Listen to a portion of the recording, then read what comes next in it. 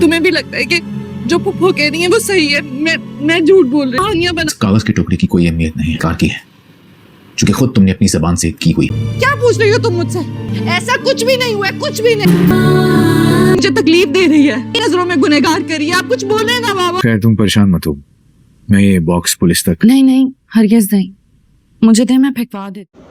महाफिज ड्रामे की आने वाले एक साथ में अब पारस, जिसके साथ इतना सब कुछ हो जाने के बाद भी पारस को अक्ल नहीं है। पारस को आज भी लगता है कि ये जवार जो कि उसके सर पर मुसल्लत किया गया है, हालांकि उसे चाहिए था कि वो इस बात को समझती।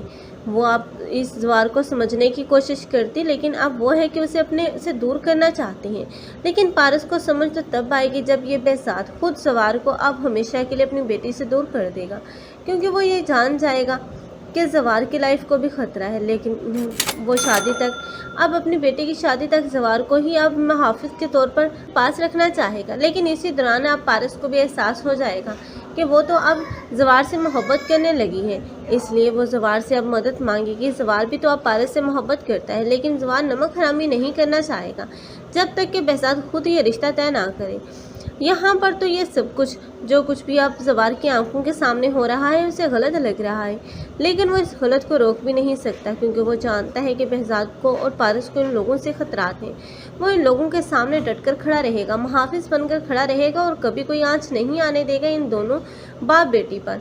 लेकिन अब जो कुछ भी इन लोगों ने पारस और उसके बाप के साथ किया है और जिस लालच की हद को ये पहुंच चुके हैं, तो इन्हें इन्हीं की लालच की सज़ा मिलेगी, क्योंकि जिस वहाब के साथ ये हाथ मिला चुके हैं वो वहाब ही होगा जो कि इनके पाँव तले ज़मीन खींच लेगा, और ये बेजात जो कि इनके सर से अपना हाथ भी हटा लेगा। ये लोग दर बदर भटकेंगे, इनको इनके लालच की सज़ा मिलेगी। आप लोगों को ये ड्रामा कैसा लग रहा है और कौन कौन इन लोगों का बुरा अंजाम देखना चाहेंगे, कमेंट सेक्शन में अपनी कीमती राय के इज़हार लाजमी करें। मज़ीद ऐसे रिव्यूज़ के लिए हमारे चैनल को लाजमी सब्सक्राइब कर लें। अगर आप लोगों को हमारी वीडियो अच्छी लगी हो तो वीडियो को लाइक करना मत भूलिएगा। अल्लाह हाफ़िज़।